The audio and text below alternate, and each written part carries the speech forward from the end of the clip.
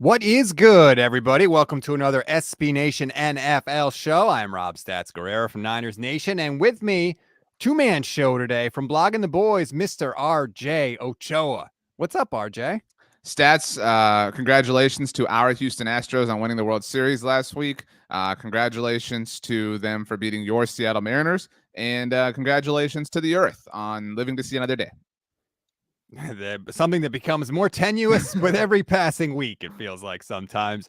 Before we get rolling on today's show, I want to remind you that we are brought to you by DraftKings Sportsbook. DraftKings Sportsbook is an official sports betting partner of the NFL. Download the DraftKings Sportsbook app today. Use code SBNFL for a special offer when you sign up. That is code SBNFL only at DraftKings Sportsbook.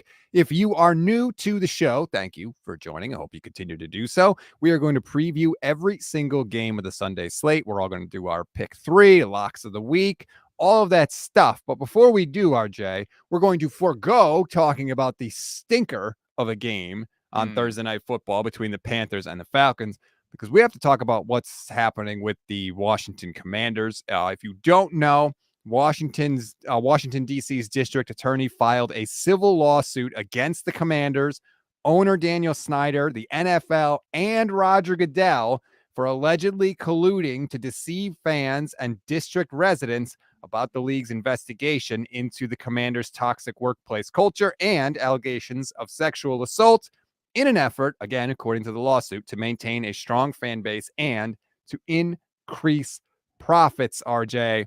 And this could be a big problem for everybody involved, because when you're talking about civil lawsuits, you're going to talk about depositions, and that means testimony under oath. So I'm not a lawyer, so I don't know what a lot of the legal jargon means. Obviously, I don't think you have to be a lawyer or understand any of that kind of stuff to understand that this is not great for Dan Snyder, not great for the NFL. At the very least, it's not a great look. I saw that the NFL released a statement that said that they reject all of these, I guess you could call them accusations or allegations. And I love how I reject is supposed to mean it's not true. Right. Simply because I rejected it, it cannot possibly be true. I do think that my biggest takeaway, and I don't mean to minimize the impact of what's happening around here, is that we are getting closer. You talked about things getting tenuous every week, relative to the Earth. It does seem like the sale of the Commanders franchise is inevitable. And I do wonder how much sort of behind the scenes, mob boss stuff is happening to, force this. This feels, I am in no way caping for John Gruden, but this feels like I don't want to call it a targeted thing, but it feels like the NFL is finally at a place where they have had enough and they want Dan Snyder out of their special secret club. Well, that could be possible. And if you think that this has nothing to do with the fact that Dan Snyder all of a sudden is now trying to sell the team, you're out of your mind, because of course it does. But Carl Racine, the district attorney, was specifically asked about that. And he says, if Dan Snyder sells the team, quote, he's still a defendant. The way the law works, legal wrongs need to be vindicated regardless of whether there's a sale. This lawsuit will continue. And so he's not going to be able, well, I shouldn't say that, because never underestimate the ability of a rich white man to wriggle out of anything. But it seems like right now, RJ, that this is going to go forward. And obviously, according to the quote there, if he sells the team, it does not matter. I agree. It feels serious. It feels unlike, was it Arlen Specter who wanted to go after the Patriots for Deflategate? Remember what? That was a long time ago. So it feels very serious, and it feels like something legitimate. However you want to quantify that, is going to come from this. I don't know how long it's going to take. Obviously, these sorts of things do take time. I think it's exhausting, dude. I actively root against this franchise, right? It brings me great and utter joy for the Commanders franchise to toil on the football field, but I'm exhausted, right? Just as somebody who's halfway affiliated with them by his team being in the same division. And so it does feel like we are reaching an impasse with the Commanders. We reached a point this past week after the horrible statement that the team released, where they used Brian Robinson as a pawn, pawn doesn't even qualify what they did. They propped him up as some sort of prop because of the fact that he was shot. It does feel like Commanders players are starting to wear really thin, and they've had to put up with more than obviously they should have. But it just feels like it's bleeding well into the football operations of things. And this is a football team, but it is a business, right? It is a company. It is an entity. And so there are all sorts of tentacles here. It is a mess. Like, I mean, it is like, where do you start with the mess? I mean, there are too many places to start. How could it not permeate the football? I mean, this organization stinks from the top down, and like there's just only so much stuff that you could sort of block out. I mean, it's pathetic. It is really pathetic. And look, as somebody, I like to see people in power held accountable, always, all walks of life, sports, politics, business, whatever it is. That's good for the rest of us when the powerful are held accountable. The NFL has a history of just sweeping stuff under the rug, right? Remember all the Jerry Richardson allegations before he sold the Panthers? Then he sold the Panthers and poof, disappeared like a fart in the wind. Well, or Robert Kraft has some stuff going on. Oh, he's got, don't worry, we took care of it. Jerry Jones this past offseason. Oh, he's got some stuff going on. Oh, but I mean, look, I don't think I don't think anyone shot to the NFL hypocritical, but Calvin Ridley gambled. Oh no, banishment. Like I know that example has been used a lot, but still, Jalen Ramsey's socks were out of line. We got to find him. You know what I mean? Like there is no accountability for NFL owners, to your point. And it's about time that we got some. And so I hope that we get depositions. I hope that we get all of that. The Attorney General in D.C. is also seeking a court order that would force the NFL to release the findings from Beth Wilkinson's 10-month investigation into the Commanders' workplace culture. So, and the NFL statement on that is, well, we released a summary of her findings. Like, what a joke. You released a summary of the findings. So you picked out the things from the report that you wanted made public and then made it public, and also specifically told her not to write anything down because you wanted no record of this, yet we're supposed to just believe your version of the events? It's ridiculous. Because they rejected it, Stats. They rejected it. So it must be true. Why would the NFL reject it if they didn't have cause? I mean, the whole thing is absurd. We need accountability here. And I know that, we don't like to think about this stuff as fans because it's all entertainment for us, right? That's all we want is on Sundays to be able to enjoy the games and be entertained and then follow the team during the week. But no, there's horrible stuff going on, or at least allegations of horrible stuff, and it needs to be fully vetted and investigated. And the results of that investigation need to be put out in the light of day for everybody. Call them out, Stats. Drag them. I do feel for players on this team. Again, we talked about the statement earlier in the week, which is like every week it's like pick the thing, pick pick the damning moment for the Commanders franchise this week. I mean, it's a weekly game at this point. What a horrible group of people. Like obviously whoever authored that statement is a little bit anonymous and unknown right now, but what a horrible, spirit that led to that. I mean, it's really highly questionable how somebody somebody can work for an NFL team that way. And I mean, I'm not trying to implicate Jason Wright for this, but we were told that he was going to help minimize all this. I'm not outright blaming Jason Wright, but what has improved? Like since the name changed the first time, since they changed in 2020 to the Washington Football Team, what has improved? It feels like they've only become a larger mess. I don't know if you agree with that. Nothing seems different. I'll say that. And they sit there and talk about how much they've changed this, that, and the other thing. If you don't have a new owner, the source of all of this, then nothing has changed, right? You're moving deck chairs on the Titanic at this point, and it's just a disaster. And there is no single NFL organization I would want to be a part of less than the Washington Commanders. And we've got an organization, RJ, that literally just plucked an analyst off of television to be their head coach. And I still would rather be in Indianapolis right now than in DC. I mean, to be clear, the Colts are frauds, right? Like there are mega big time frauds, but they're just football frauds, right?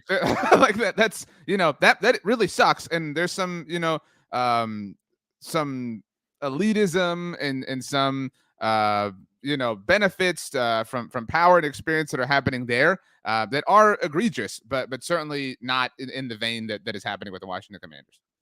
It's just utterly and completely. It's a world of privilege in a lot of ways. Yes. And so maybe we'll see some movement there and some accountability. I hope we do, like I said. But right now, the more news that comes out, just the absolutely uglier it gets.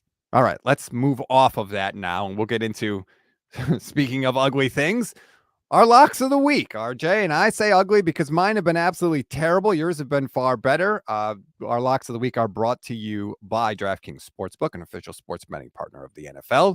Download the DraftKings Sportsbook app today. Use code SBNFL for a special offer when you sign up. That is code SBNFL only at DraftKings Sportsbook. Pick 3 last week. BLG was the only one of us that got a win. He picked the Ravens -2.5 over the Saints. Congratulations, BLG. RJ, you had the Falcons +3 over the Chargers. That was a push. The Dolphins -5 against the Bears. That was a loss. I am 1-6-2 on the year, RJ. It is hard to be as consistent as I have been.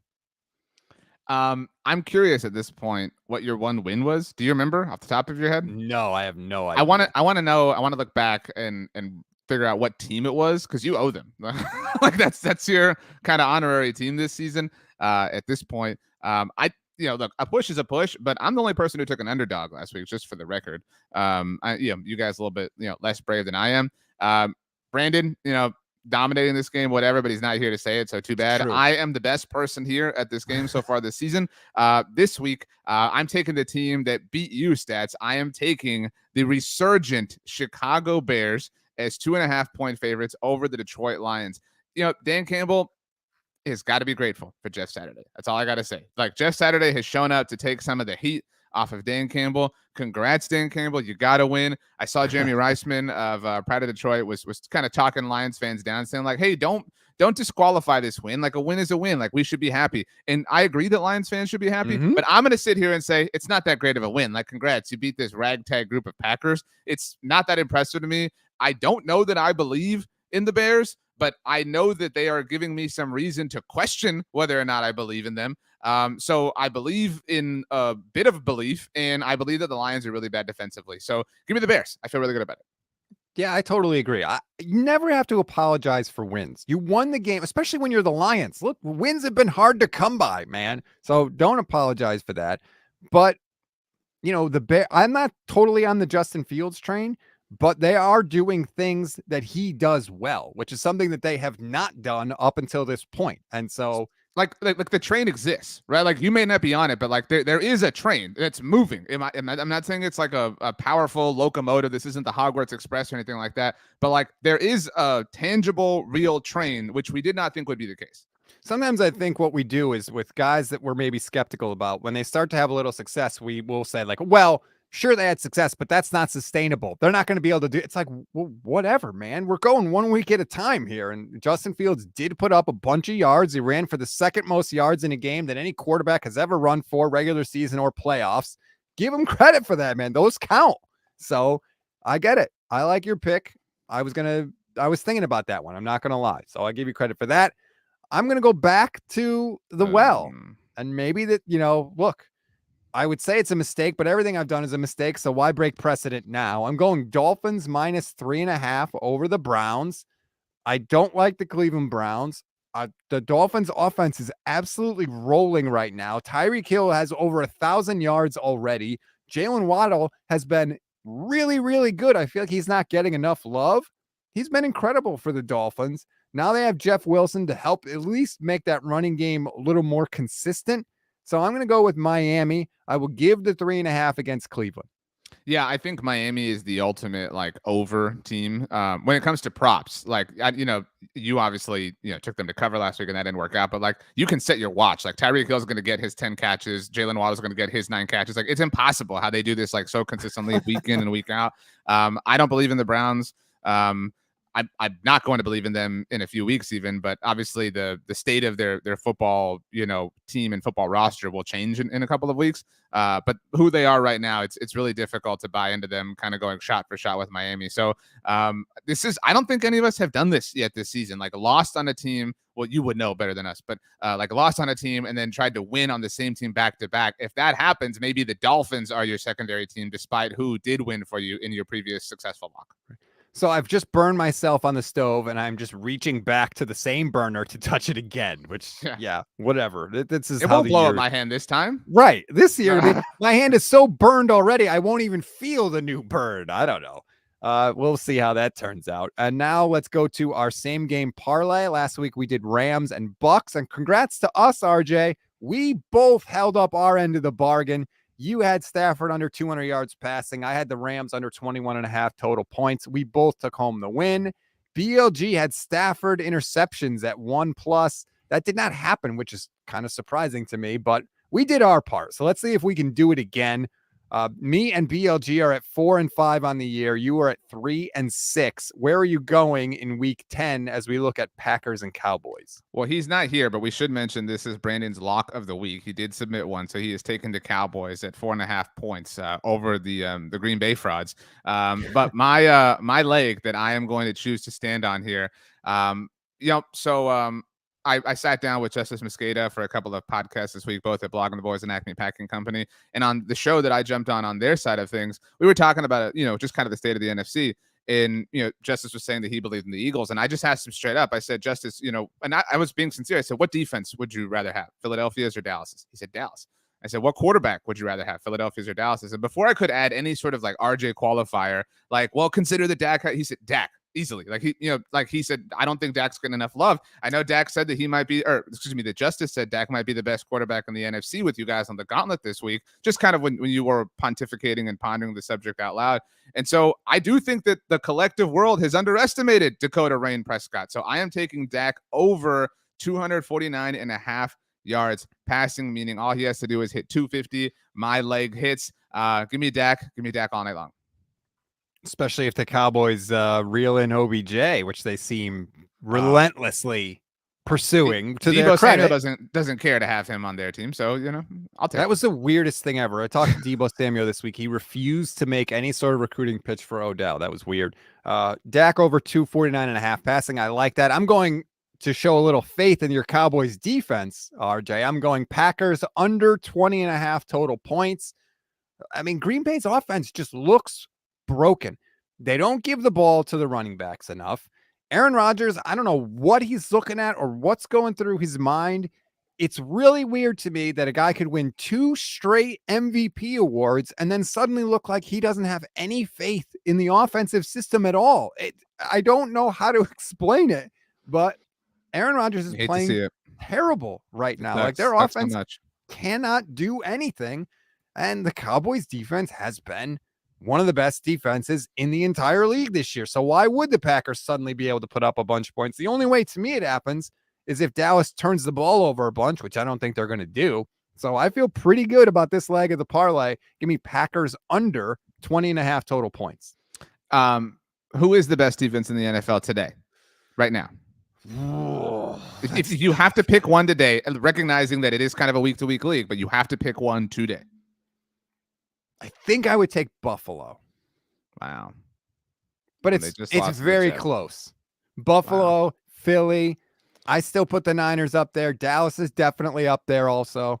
It's very I don't think there's one, overwhelming tier 1, everybody else is a notch below kind of defense. I understand that I can be somewhat obnoxious and you don't want to say Dallas partly because of that. But just so we're clear, Football Outsiders has the Dallas Cowboys defense number 1 by defensive DVOA. Do you know where the Green Bay Packers rank offensively?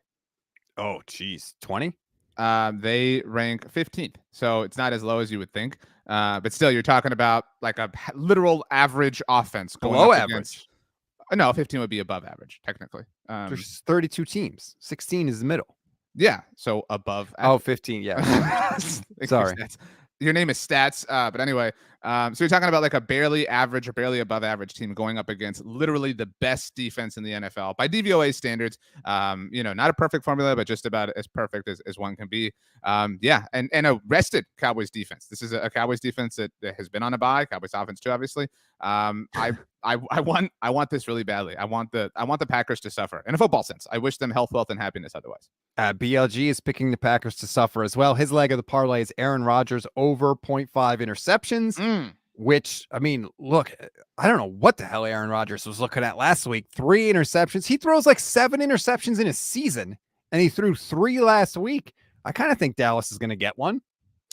I really do too. Did you see Aiden Hutchinson's mom trolling him? I saw that she said something, but I didn't see what she said. It was like all she did like with regards to Rodgers was like it was like a photo of Aiden, but like behind him in the moment Rodgers had like a smile on his face, so she was like, even Aaron Rodgers is smiling. It was just kind of funny.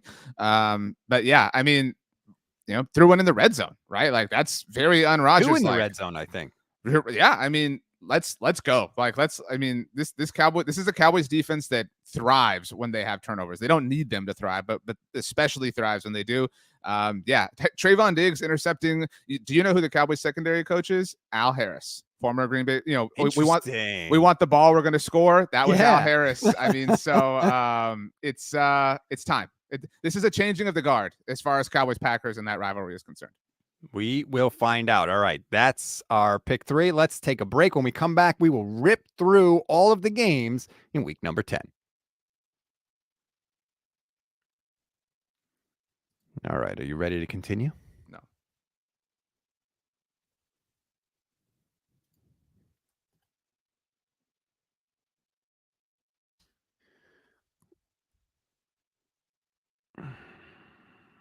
What are you waiting for? I said, are you ready to continue? You said no. I was joking. All right, well then let's go. Coming back in 3, 2, 1. Back here on the SB Nation NFL show. All right, we will give you our thoughts on every game unless one of us gets zapped. If that happens, we cannot share our thoughts on the game. We can only give a score. I can zap RJ. RJ can zap me. Steven Serta, our producer from Arrowhead Pride, can also zap either one of us if he so chooses. Do we want to give Steven Brandon zap? So no, he has 2? We do not. I do. Steven, I vote that you have 2 zaps.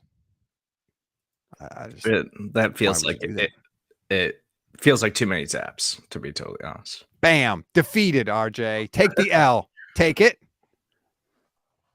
All right. Sit there and be wrong in your wrongness. All right. Who won the World Series stats?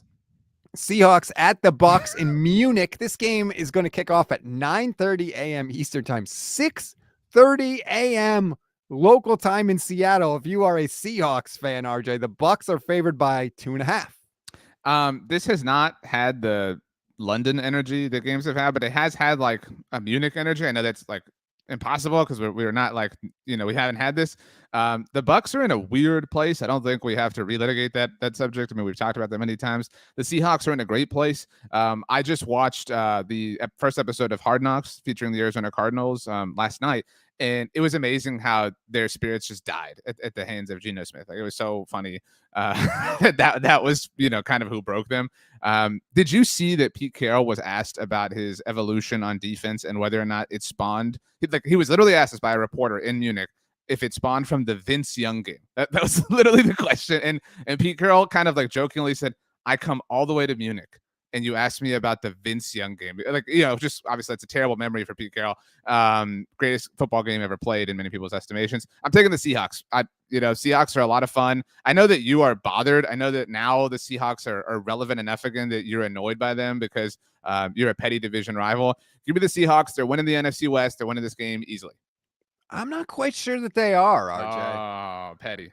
I think that, first of all, the NFL is ridiculously popular in Germany. I think the fans are going to be going nuts. I think this is going to feel like a much bigger game than just a regular Week 10 regular season game. Right. And the Seahawks definitely don't know what it's like to play in front of a loud crowd. You're right. It's going to be a little different. Everybody says in these international games that the fans cheer everything all the time, both teams, right? Because they don't really have a dog in the fight, so to speak. If it feels like that, if it's a little bit bigger, I'll be interested to see how the Seahawks handle that. I know Tom Brady knows how to play in big games. I think they had every reason to pack it in last week against the Rams, and the Bucks didn't do it. They did. They only won that game because the Rams lost it. I don't think we should give the Bucks any kind of credit. And they found a way to win at the end of the game and kept their season alive when it was on life support. No, I'm not just going to automatically chalk up this Seahawks to a win every time. You don't think Tom Brady can move the ball against that defense? I think he can a little bit. I think I'm going to go Bucks to win. Wow. I can't believe you used scratch and claw. We claw with our fingernails for that inch. That's stupid. That's one of the Bucks don't deserve last week's win. They don't. I mean, well, we just said don't apologize for wins. Now you're apologizing for the Bucs win. Well, I don't think they should apologize for winning, but I mean, I have no qualms sitting here and saying it was lame. Like they didn't prove anything. They didn't win the game. They just didn't lose. I mean, the Rams, they won the game. They needed to drive down the field and get a touchdown at the end of the game, and they did. They didn't have to drive down the field. I mean, that the Rams made that a lot easier than it really had to be. Again, and they shouldn't have even gotten the ball back. Again, if they were up against a functional NFL team, I hate that we do this now as NFL fans. I am so sick of this. People do this all the time. This shouldn't have happened. They should have been able to. Who cares what should have happened? Okay, we live in a world of what did happen. The Bucs did have to drive the ball down the field. They did drive the ball down the field, and then they put it into the end zone. That happened. And whether you think it should have or not is irrelevant. Okay, give me the Bucs in this one. I will give the 2.5 points. People are way too caught up in what should or shouldn't have happened in the NFL today. It's really weird. Like results actually do matter. I think that I think you're talking out of both sides of your mouth because you played that game. Like you play that game with teams that are frauds. Like you think are frauds. Like, oh, the Vikings shouldn't have won. The Vikings shouldn't have this. Like, no, like we can sit here and say it wasn't a quality win. It was like if they were playing an average NFL team, they wouldn't have won that game. I mean, they benefited from their opponent being terrible. They had to drive down the field at the end of the game to score. They did. I don't think the Bucs are giving up. I really don't. Have you noticed nobody says that? Like they don't say any of the Go Hawks stuff. Like it is their petty like revenge tour is so awesome. Like it's bothering me now, but we'll move on. Vikings in Buffalo to take on the Bills. The Bills are favored by 3.5. I don't think Josh Allen is going to play in this game. He didn't practice Wednesday. He didn't practice Thursday, RJ. What do you like? I thought about locking this game up on behalf of the Minnesota Vikings. To be very clear here, this was my Super Bowl pick at the beginning of the season, back when the look ahead was this two-headed monster that is Rob Stats, Guerrera, and RJ Ochoa. And nobody is giving. I appreciate all the love for my Colts take, people, but nobody's giving me any credit for my Vikings take. Nobody's giving me anything, and I hate that people nerded out about the Kirk Cousins moment last week. That was so awesome. Like if Mike McCarthy goes and gets this win in Green Bay, people are going to rightfully give him his flowers. Kirk deserves his flowers. That was so awesome how he went to Washington, the team that wouldn't pay him, and he got the dub, right? Like he got the win. Like you said, don't apologize for winning. That was an awesome thing. I do think that people are going to should have the Buffalo Bills if this Josh Allen thing lingers, right? Like this is going to be the butterfly effect moment that Bills fans look back and be like, oh, if he hadn't gotten injured against the Jets, you know what I mean? Like it does kind of have that energy, and you can kind of see, even if he does play, he's obviously going to be somewhat limited. You kind of see people like explaining away the loss for the Bills, or really the win for the Vikings, behind like, well, if Josh Allen, he should have been healthy. To your point, you know, I picked the Bills, but I really wanted to pick the Vikings. Like I'm 51-49 here, but I'm going to lean Buffalo. It's weird that now Case Keenum could potentially be throwing to Stephon Diggs again, who, of course, that was the connection for the Minneapolis Miracle for the Vikings back in the day.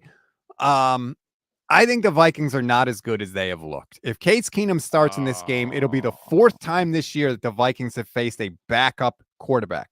They beat the Saints with Dalton, the Dolphins with Bridgewater. I thought we weren't going to do this. Why are NFL fans doing this? Stats? No, I'm not saying. I'm saying that they look better than they are because they've beaten backup quarterbacks. That's Matthew Stafford is basically Case Keenum at this point. That was my point about the Rams.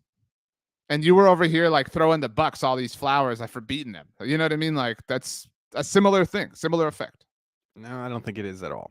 So the Vikings are not as good as they have looked. That's why I'm not giving you any flowers for your Vikings take.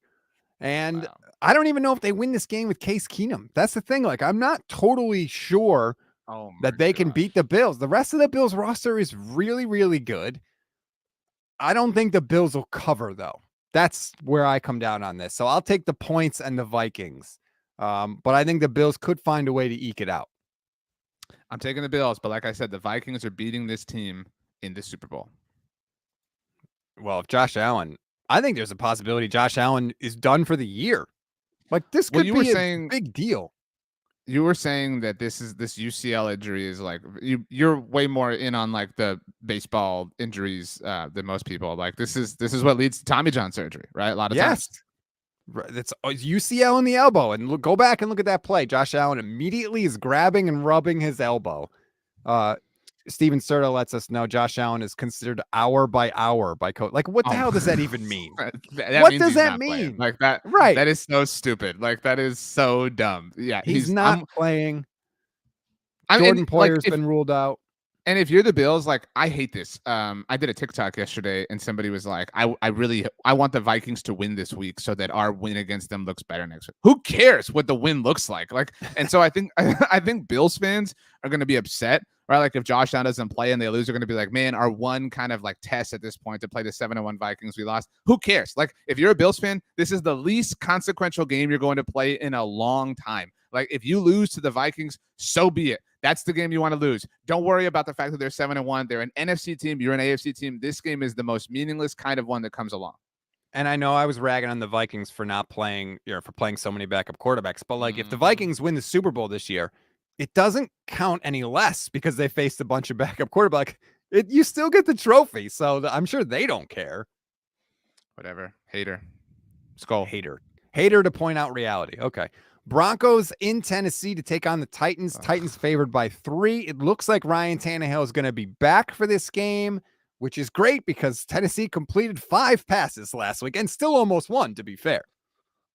Yeah, in a weird way, like in an underdog way, I was kind of rooting for the Titans to pull it off. It would have been funny to win the game, like only completing 5 passes, but they have such obvious limitations. That being said, the Broncos are a walking limitation. I don't believe in the Broncos in any way, shape, or form. I think the bye week, like off of a win in London, like with some special attention on them, has gone to their heads a little bit. I know they traded away Bradley Chubb, and so this is an awful situation for the Titans. I feel very, very, very, very good about it. Yeah, I think the Titans defense is playing way better than they're getting credit for. Like I just said, they completed 5 passes against the Chiefs and almost won that game. That's a credit to how well the defense is playing.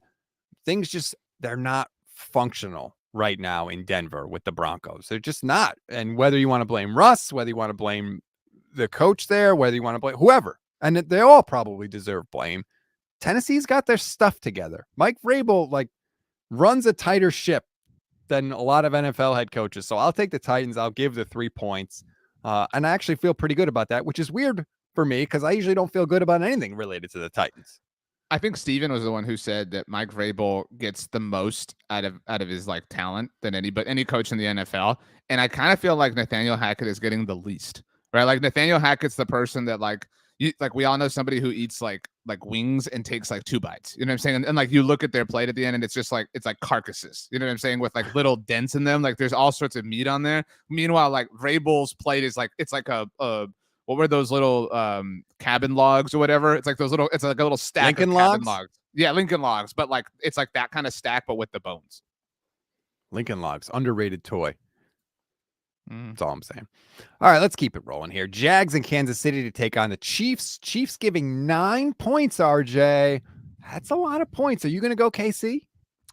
Yeah. I thought Kyle Posey had a great take on the gauntlet this week and saying, why do we only talk about how good Andy Reid is after the bye? That's some special thing. Why can't we just say that he's good all the time? Why can't we talk about how good Andy Reid is against bad teams?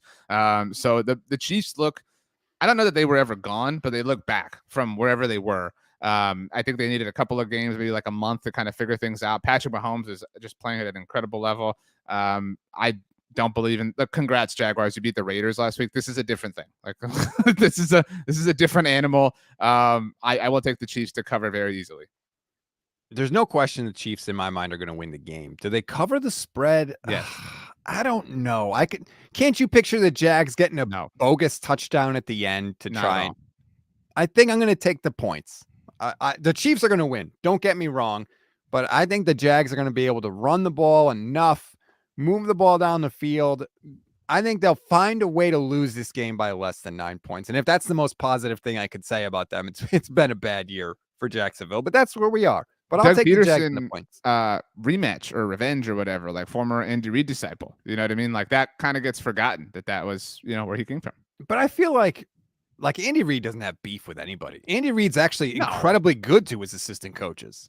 No, I'm just saying it's always interesting just from a point of interest scale, how, Padawans fare against their former Jedis type thing. So. Jedi. No, but it was their Jedis. Like it's a possessive thing. They're former Jedis. No, it's not possessive. But I'm talking about multiple Padawans against former the multiple Jedi. So like in this case, Doug Peterson was the Padawan to Andy Reid's Jedi, but Josh McDaniels is a different Padawan to a different Jedi in Bill Belichick. Yeah, it's still. You're saying the plural form of Jedi is Jedi. No, the Padawans are what's possessive. No, but I'm saying there are multiple anytime a protege is up against the mentor is multiples against multiples. That was the point I was saying. Padawans against Jedis. That's different Padawans against different Jedis. I don't think you know what you're talking about. The only way you're correct is if the multiple form of Jedi is Jedi. You've lost me many, many times ago, so let's just move on. Browns in Miami to take on the Dolphins. Everybody knows where I stand on this one. Miami giving 3.5 points, RJ. Yeah, it's pretty you simple with to me. Yeah, it's really simple. The Dolphins score a lot of points. The Browns don't. It's a really ugly uniform matchup. Like teal against orange is just. Did you see the fake Dolphins tweet that announced that they were going to go back to the old logo and the old jerseys? No, but that is a bummer because I would have loved that so much. Man, wow, that sucks. I know a lot of people were happy and a lot of people were disappointed when they realized it was fake. I do think that the Dolphins like to play with fire a little bit. Like they're the Dolphins are what people want the Chargers to be so badly. But they're actually that team. So I will take the Dolphins. I feel very good. Very confident. It is weird to me that like Tua is like throwing shade about, I'm so much better on the deep ball. I was like, no, you're really not, dude. You're still underthrowing those. Yeah, like good for you at what you're good at, Tua, but like let's not act like you don't have the fastest receivers on earth. Like that kind of helps a little bit. So but yeah, look, I think that coaches I think we saw this with Kyle Shanahan in 2019 because like in 2017 and 2018, they had no quarterback there and they got some semblance of quarterback play in 2019 and they had the second best offense in the league. Teams really were not aware or prepared for what Kyle Shanahan was doing that year. And I think the same thing is applying to Mike McDaniel this year. I think like he's ahead of the curve right now.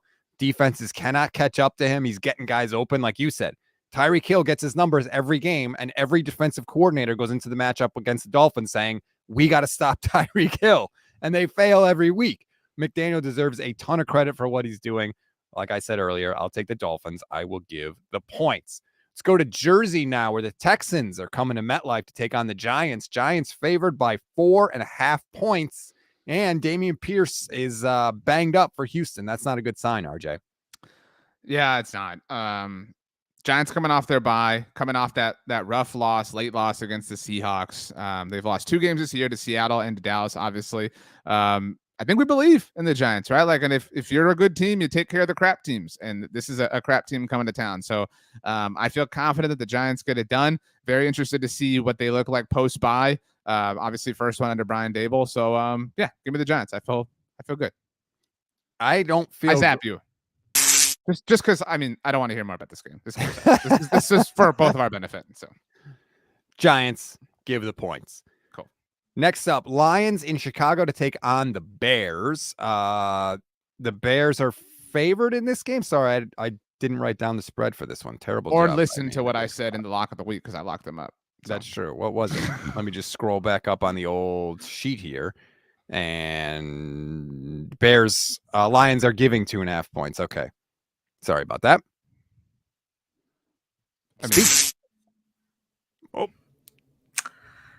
What are you doing, Steven? Who are you zapping?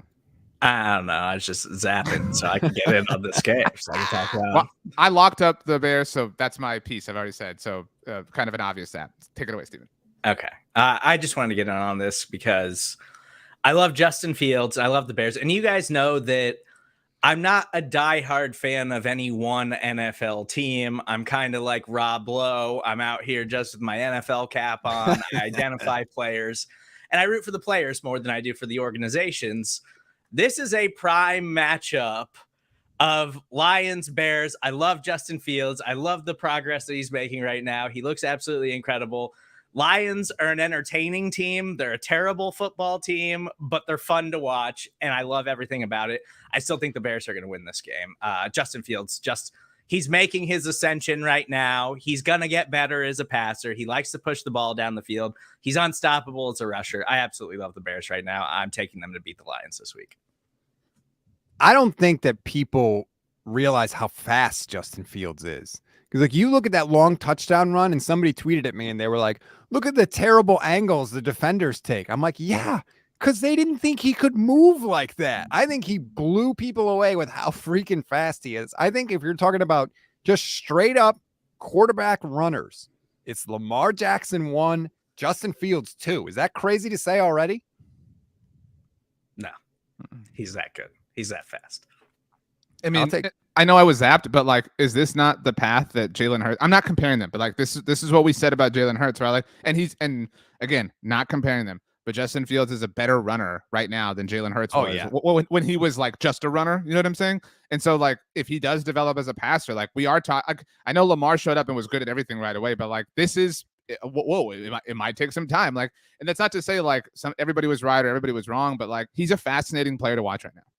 He is fascinating. I agree. I'm not totally like, oh, here comes Justin Fields. I'm not on that train yet, but they are at least doing things that he does well, which is like the fact that it's taken this long for the entire franchise to figure it out is a little stupid, but I'll take the Bears in this one. I'll give the points.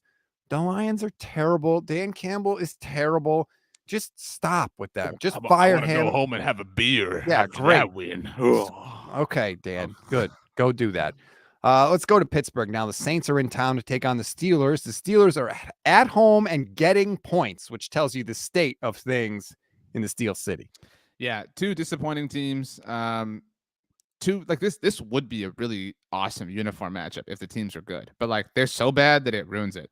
I'm sad. Like this game makes me sad. I'll take the Saints. I guess because I have to. But I mean, TJ Watt may be coming back for this one, and he's obviously going to provide a lift because he's incredible. But I don't think there's a single redeeming thing about the Steelers. Now, like Najee Harris is going to be losing time because they're not happy with the fact that he's not hitting the hole hard enough. Like there's just nothing good about the Steelers right now. And everybody knows I'm no Saints fan. But I have to take this one. I will give the 1.5 points. It's not that many points to give. I don't think the Saints are anything to write home about either, but I just think the Steelers, if they weren't the Steelers, like essentially if you rip the name off the back of the jersey, so to speak, or rip the logo off the helmet, you'd be like, the names are on the back, so that wouldn't do anything. Like the personal names. Yeah, but you know what I was just using that as the analogy. The logo off the helmet would have been the I said the logo. Okay. Anyway, but if you did do that, you would look at this team and you'd be like, they're not any good at all. I think they're getting an artificial Steelers bump, and take advantage of that if you're betting. Take the Saints. Yeah. Stats loves the Saints. No, God. If your name, like your name stats is closest to Saints of any NFL teams. Have you ever thought about that before? No, and I definitely won't now. Let's go to Green Bay. Cowboys, Packers. Packers getting 4.5 points. This should be like the game of the week. This should be like Cowboys, Packers, let's go. And now it's just like, we got to watch this game. I've certainly enjoyed talking about the Houston Astros winning the World Series. I tweeted this last week. It's something I did talk about with Justice. I'm sure you saw because you were watching the World Series. This was last week in the lead, like every commercial break, Fox was advertising this week's Cowboys Packers game. Never mind the fact that Kevin Burkhardt, Greg Olsen, and Aaron Andrews were in Detroit for a Packers game, the like last Sunday, literally the next game after the World Series, but they did not care. Fox has been hyping this up. Mike McCarthy's return, Mike McCarthy versus Aaron Rodgers. Beyond that, there's a Cowboys-Packers connection. Obviously, lots of moments, big-time moments, playoff moments, et cetera, et cetera. It's a one-sided thing. They own us. They live rent-free in my mind. I'm not above admitting that. I'm so jealous of you because you are that to them. In fact, I asked Justice who that team would be. He said probably the 49ers. And so there are a lot of Cowboys fans. In fact, we do a roundtable on our YouTube channel every week. And every other person with me on the roundtable on Tuesday night was like, yeah, I mean, I don't care. I mean, they're 3-6. It sucks. No, I want to go rip their hearts out. I want to go drop 50 on them. I want to march in like a fleet of savages and just like take everything from the village and leave it a mess. I mean, again, I wish health and wellness and happiness for all the like citizens of Green Bay and people associated with the franchise, but I want to wreak utter football devastation. This is a team and a quarterback that has haunted me, that has caused me great sadness and great despair. and a quarterback specifically in Aaron Rodgers who completely controlled the narrative and who caused people, some would say, someone like you, Stats, to completely believe one thing about Mike McCarthy. He forced a narrative. He forced a football world to believe that Mike McCarthy was some oaf, was some doofus who had no idea what he was doing. And I'm not saying that Mike McCarthy is perfect, that he's infallible. He certainly has his flaws, but history has been rewritten and shown that, hey, maybe Aaron Rodgers is a bit of a difficult person to work with. Maybe Mike McCarthy is kind of good at some things. I want to go leave no doubt. End it. When the Green Bay Packers fired Mike McCarthy in 2018, it was after their 7th loss of the season. Mike McCarthy can hand the Packers their back-breaking 7th loss of the season on Sunday afternoon. You feel about this game the way I felt when the 49ers faced the Seahawks earlier this year. Or the way the Eagles felt when they faced the Cowboys earlier this year. This is, people were saying like, oh, Geno Smith, who cares? Like, no, this team has tortured me for a long time. I don't care. Grind them into dust. And I totally get that instinct by you. And I fully, it makes perfect sense to me. And also, like, let's not just hand the NFC East to the Eagles. Like, let's go, Stats. Let's go. Cowboys, I picked the Eagles to win the division, but like, it's not out of the realm of the possibility that the Cowboys can win the division. They're still obviously actively chasing it. They're 6-2 right now. The Eagles are 8-0, but you want to compete for that. Cowboys would love to be the number 1 seed in the NFC. So who cares that it's the Packers? You should be happy that the Packers are struggling. That's great for you. I'm going to take the Cowboys in this one. I'm going to give the points. I think they're better at every level. And it's amazing to me, RJ, because we spent all off season crushing the Cowboys. What have they done? How have they improved? Where are they better in any single area? Well, it turns out they were better defensively by a lot. I mean, they don't have the turnovers yet to support that. But that makes it better. That makes it more impressive. I know. I'm just saying, like, that was the thing. Like, it was not sustainable to expect that. They're actually close, like, to where they were at this point of the season last year. They have over twice as many sacks at this point of the season than they did at this time last year. I mean, they're relentless. I don't know that you know this. I mean, you obviously are a statistical historian. Do you know how many times the Cowboys have won at Lambeau Field all time? All time. Jeez. No, I don't even. How many times have they played there? Well, what would you guess? Would be how many times they've won? All time? I don't know. 10? Twice. 2 wins at Lambeau Field. One of them was authored by Dak Prescott, his rookie season. He actually threw his first career interception at Lambeau Field. It was a big story. He hadn't thrown one. He shook hands with Brett Favre at halftime and then like immediately threw one. It was like a really funny thing. Brett rubbed off on him. Right. So, I mean, there's a lot here. Again, like, this team owns us.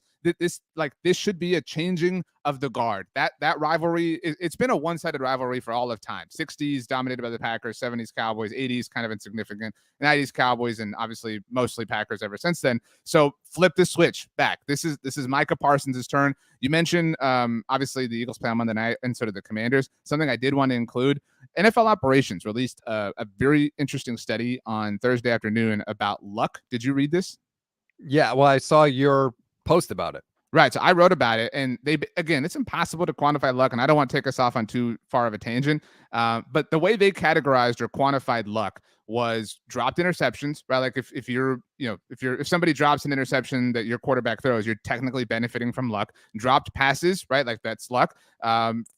Settling for field goals or extra points, that's luck. And fumble recoveries. I mean, it's an oblong shaped ball, right? Like, you don't know which way it's going to bounce. And the team that has benefited the most from luck so far this season is the Pittsburgh Steelers. They have actually gained 2 wins as a result of luck by this measurement, which is interesting considering they have 2 wins on the season. But the second, third, and fourth teams that have benefited the most by luck in the NFL are the New York Giants, the Washington Commanders, and the Philadelphia Eagles. Meanwhile, the Dallas Cowboys have benefited the 6th least from luck among all teams in the NFL. And I don't say that to say that the Eagles are frauds or anything like that, but for lack of a better way to put it, the proverbial ball is bouncing their way so far this year. And it should encourage Cowboys fans, right? Like, you're not getting the proverbial bounces of the ball, and you also didn't benefit from injury luck. You were down your franchise quarterback for 5 games. Like, if there's regression to the mean in this sense, it only benefits the Cowboys in their race for the NFC East. You are just right. You're looking at all the positives right now. And you know what? You should. I don't blame you. Your team is good right now. Do it, man. I totally get it. Good for you. Let's move on to two teams where pretty much nothing is going right, and that's the NFC West. Cardinals at the Rams. The Rams are giving 1.5 points. I don't know who's worse. I guess it's the Cardinals, but really nothing's going right for either one of these teams. I mentioned I watched the first episode of Hard Knocks.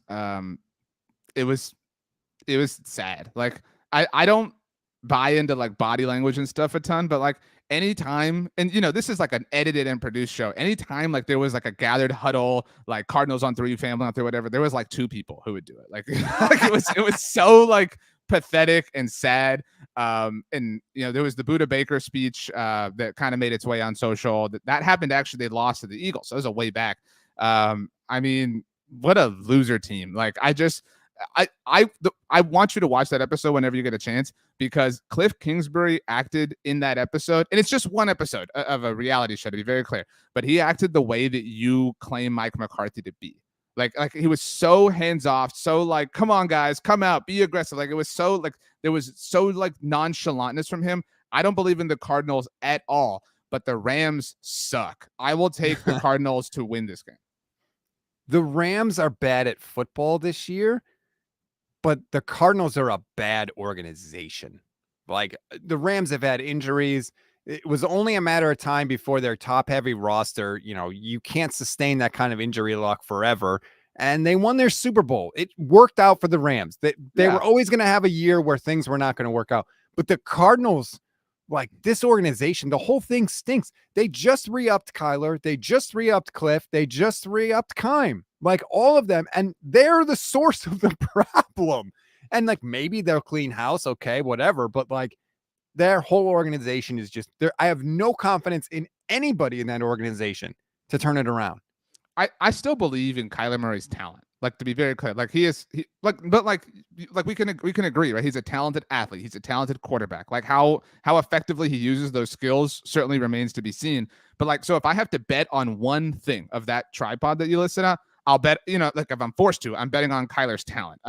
We've seen enough from Steve Keim. By the way, like when you watch that, because I believe you'll watch it, like they cut to Keim and to Bidwill a lot throughout the loss of the Seahawks, and all Keim is doing is like rubbing his temples and his eyes, like, and he's giving off this energy like I can't believe they're not executing. It's like, you suck, dude. Like you're the one who's building this thing. Like when he, like, it just reeks of arrogance, and that might just be my read at this point in time. But yeah, the Cardinals are lame. But again, they have Matthew Stafford is one of the worst quarterbacks in the NFL. Like he is so bad. He is so unbelievably bad. I don't trust him at all.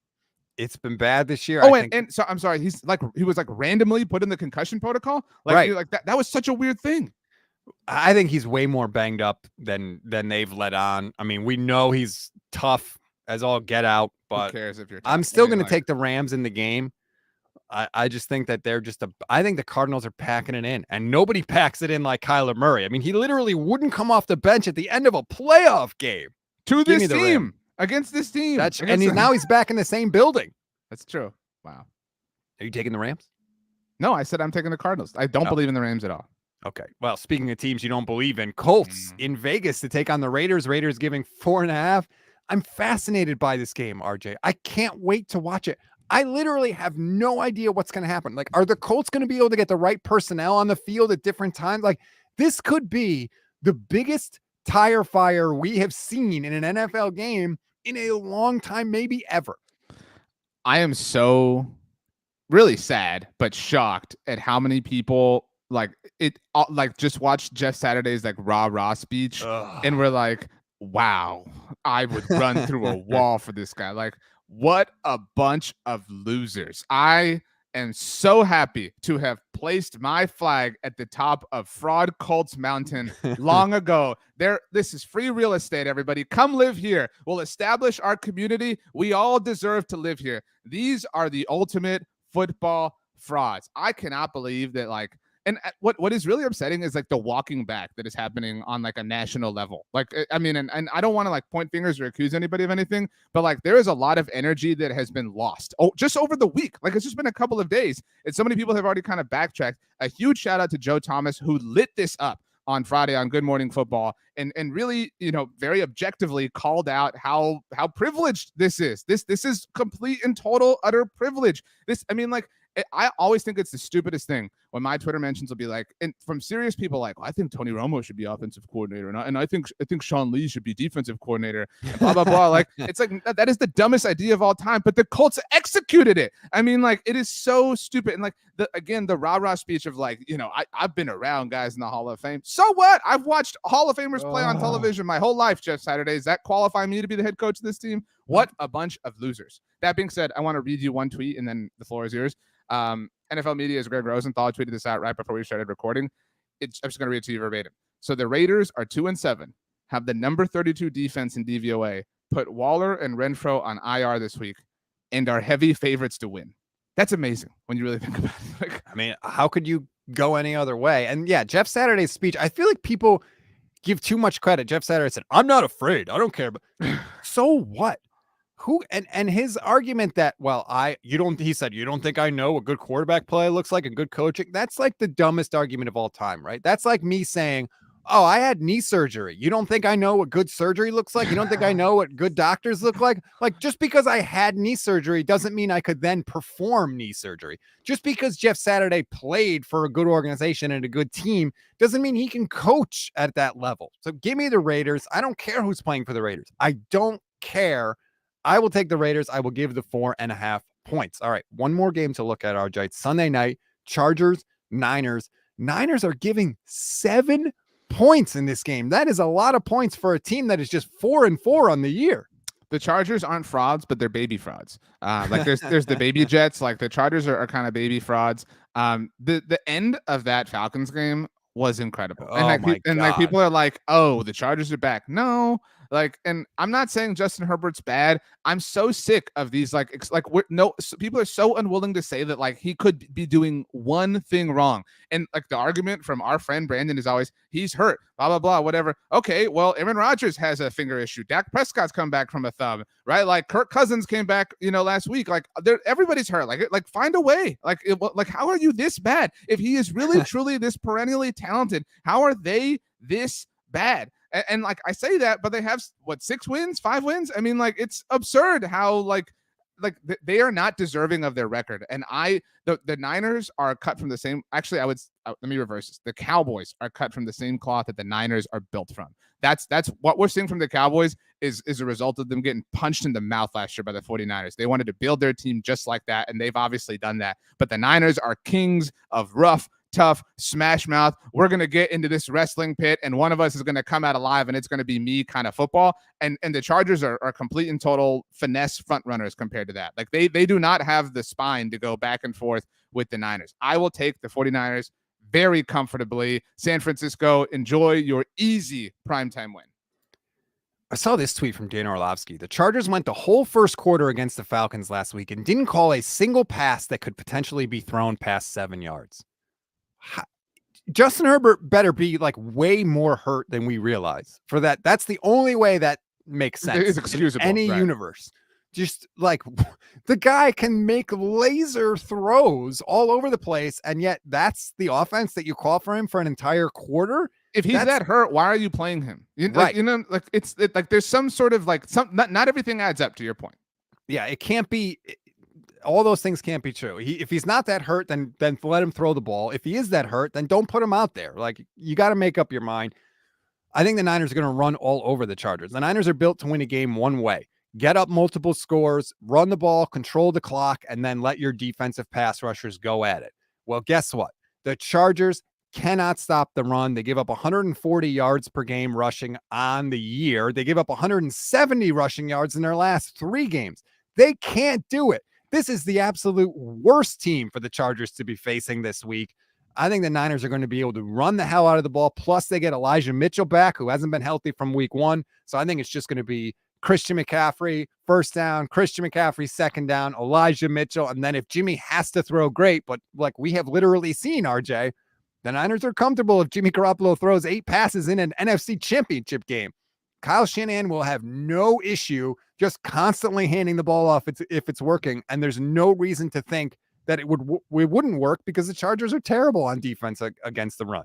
I don't trust the Chargers at all. I mean, I think the Niners are a little bit slept on, even by you. I'd still say they're at worst, the fourth best team in the NFC right now. I think you can make an argument they're third, maybe an argument they're second, like depending on the day. They're a force, and the Chargers are not. Like the Chargers love to be run over. The Chargers like invite that. They're like out physical us. Like like take over. Like we'll bend the knee. Like and the Niners are here. Like the Niners are the way I want the Cowboys to play in Green Bay. That's who the Niners are. They are a group of savages, and they will savage all over the Chargers. One last thing I want to say about the Niners, because I feel like there's a good vibes with that team right now, even though Jason Verrett just tore his Achilles, the second Achilles tear of his career, to go along with 2 ACL tears and a torn labrum and a busted ankle at one point. The Niners are just 20. Let me go back, because people love to do this. People love to just hand wave away Kyle Shanahan's first 2 years as if they don't count, just because the team was, had a bad roster. Even if you start with 2019, right? Kyle Shanahan's best season ever when they went to the Super Bowl. Starting with 2019, the Niners are just 25-24 against teams that are not the Los Angeles Rams. So I know we're all feeling good about the Niners. They still have to prove it to me that they can go out and consistently beat teams that aren't the Rams, because they have not done that. And I hope it starts this week on Sunday night. They're going to be at home. All the good vibes are there for the Niners. Let's go out and see it, although I am picking them to cover the points in this one. All right. Monday Night Football. Last game, we just give one sentence. Commanders in Philly to take on the Eagles. The Eagles are giving 11. I don't know if regression is coming for the Eagles, but they are still a good football team and will win this game. But Washington will cover. Wow, that's a weird sentence. It's a few different commas, yeah. You could have just said regression cometh, and that right soon. But no, I don't know if regression is coming. That was my point. The Commanders are bad at football. The Commanders are bad at everything. In addition to football, they will not win this game. They will not cover the spread. Eagles, I will give the points. That's going to do it for this. What? Steven, give us I would think Steven should give us a one sentence on Monday Night Football and tell us the stupidest thing that either one of us said today, in his estimation. The Eagles are absolutely going to crush the Commanders because they suck. And I don't know. I didn't really have any problems with anything you guys said today. What was the coolest thing either one of us said then? He wasn't listening. You're putting him on the spot. He wasn't listening right now. Really, it was the planting your flag on the mountaintop of the Colts sucking was really a highlight of the show for me. Thank you, Steven. That is the most accurate take that I think any of us will ever have. It just keeps looking better every single week, and it's going to look better after this week, RJ. It's unbelievable. It's going to be a disaster this week. Yeah, but guys, he's really fired up. I mean, did you see I'm being serious now. Did you see the report that he yelled at practice because they like mishandled like a play and made them rerun it? Yeah, and he made them rerun it. Was like, get it right the first time. Like, oh, like the bar is so low. What do you think the other coaches are thinking when they read that? Like, that is so comical. And but that's what we do, though, right? Guy's good with the media, gives us good content, and we prop him up. We've done it with Dan Campbell for 10 weeks now. We're doing it again. Well, and they like Mike Vrabel kind of has that like vibe. Like, remember the line about cutting it off? You know what I mean? Like, people were like, oh, what a cool dude. You know what I mean? Like, but he's like actually an amazing coach and like supremely intellectual. I will say that this phenomenon happens with like low hanging fruit. I don't know. Chris Richard was the Cowboys secondary coach for a minute, and he would put on cleats and like go out into practice and like kind of work with them. And like Cowboys fans fell all over themselves. They were like, oh my gosh, this is the coolest thing. And he would be sitting on the sidelines like yelling at people. That I guarantee you there will be like a clip of Jeff Saturday like yelling at players, and then there will be some like Colts homers like, this is what we needed, even though they lose 43-1. Oh, wow, one. That would be, how would they get 1 point? If Jeff Saturday screams at a player during the game on Sunday, like, there's a good chance an NFL player might just punch Jeff Saturday in the face, right? Right. Like, dude, you were on ESPN last week. Get the hell out of it. Oh, man. I also, that's my first guarantee. My second is that he'll come to the podium after the game. And because at this point, the Colts are just trying to tug at like nostalgic heartstrings. He'll be like, well, that was better than Desperate Housewives. Because that was Peyton Manning's line about like the rant that he had with Jeff Saturday back in 2006. Like, I guarantee, like, those things are happening. Set your watch. Guaranteed Jeff Saturday is going to have Peyton Manning talk to the team at some point before the end of the year, and he's going to get so much love for it. And everyone in that locker room is going to be like, Peyton, can you just coach the team this week? Like, it's going to be bad. All right, that's going to do it for this edition of the show. Please rate, review, and follow the SB Nation NFL show. Appreciate 5-star ratings. Thank you, everybody that's already done it. If you haven't done it yet, what are you waiting for? Please drop us a 5-star rating and a review. RJ, good luck to your Cowboys. Steven Serta, your Chiefs have won enough. Who cares? Everybody have a good weekend. We'll talk to you next week.